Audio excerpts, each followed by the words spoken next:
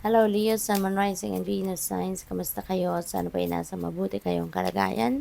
Welcome back po sa Star Tarot. Kung bago kayo rito, welcome din kayo. Thank you for your support. I truly appreciate it. God bless you all. Leo, pauna mensahe po ninyo, the moon. Take time to reflect. Okay?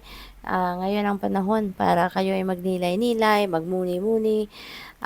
Maybe may mga baka meron kayong something, no, na kailangan pag-isipan. Maybe that's a decision, no, na kailangan ninyong pag-isipan.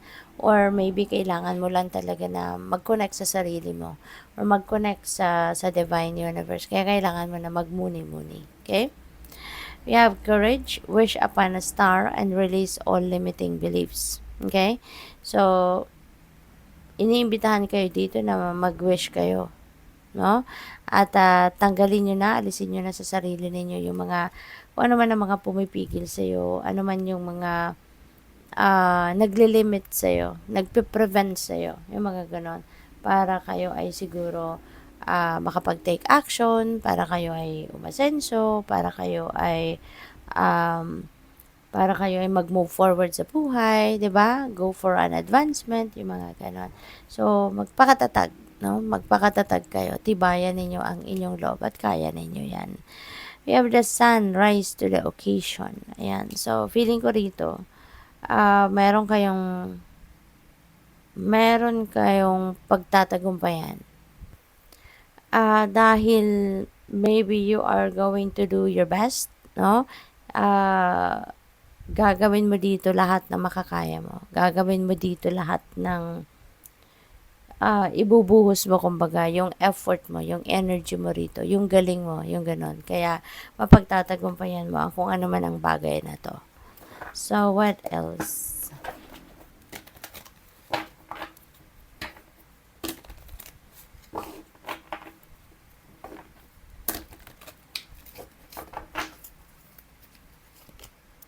We have the garden and the gate. Ayan. So, merong offer dito ang iba sa inyo.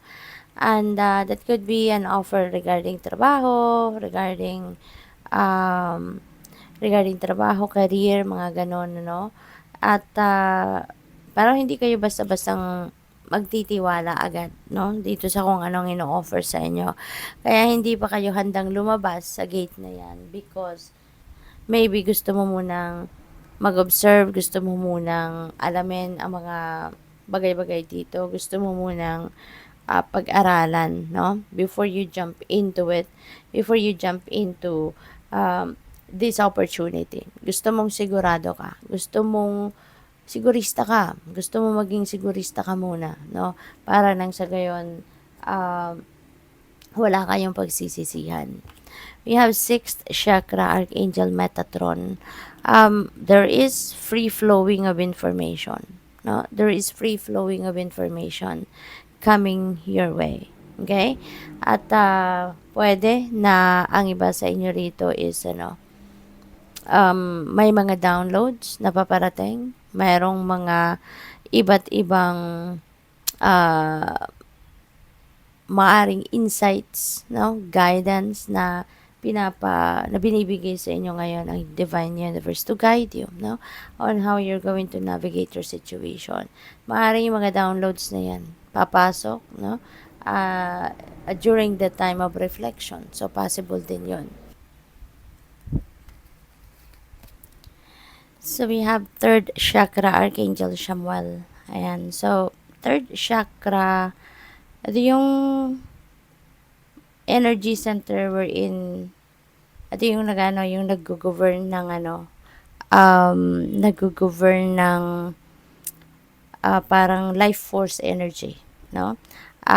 So most probably ang iba sa inyo rito is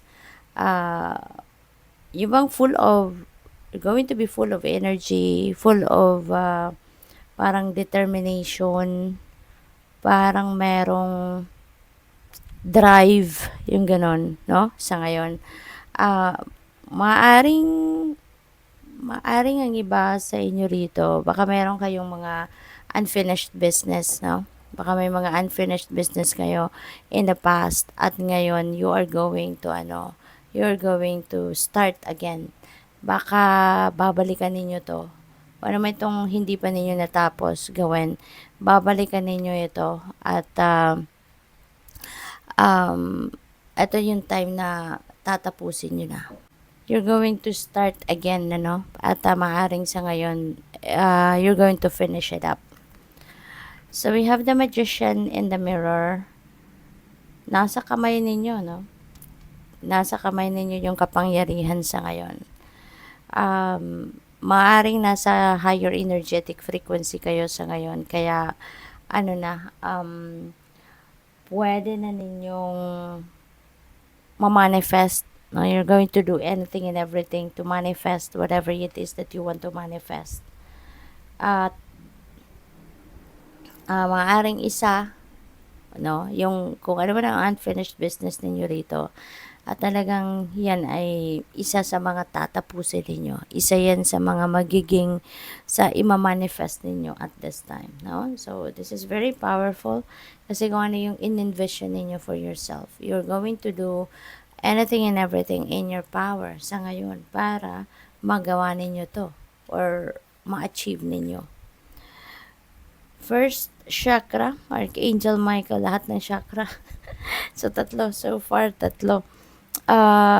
Si Archangel Michael naman, tutulungan kayo nito para magkaroon kayo ng security.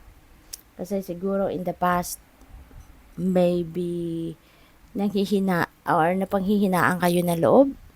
Maybe in the past, wala kayong drive na nararamdaman because you're fearful. Maaring ganun. Nagawin ang kung ano man. Baka takot kayo. Nagdadalawang isip kayo. Yung ganun, ano? But now, with this, magiging feeling secured na kayo. Wala na kayong sigurong kakatakot. Wala na kayong takot na mararamdaman. No? So, pwedeng ganun ang sitwasyon dito. What else? We have attachment. And so, this is this could be an unhealthy attachment. Kasi maitim eh. Maitim yung paligid. So, maaaring, tapos may ang tawag dito, may chain dito, no? Nakatali kayo dito. So, maybe you are attached to something that is unhealthy para sa'yo. Maybe you are attached to something na hindi ito na yung nakakabuti or makakabuti sa'yo. So, maaaring ganon. And this is number 5. Number 5 resonates with change. Kaya most likely, ang iba sa inyo rito, siguro you're going to detach, no? You're going to detach yourself to something that is unhealthy na para sa'yo. Or you're going to detach to something na hindi na to ang makakabuti or makakaganda ng inyong buhay, no? So, siguro dati, nag-enjoy kayo rito, maybe contented kayo dyan sa kung anong ginagawa ninyo, pero things evolve, diba? Things changes, things evolves as the time goes by. Kaya maaring at this time, you are going to realize na it's about time, no?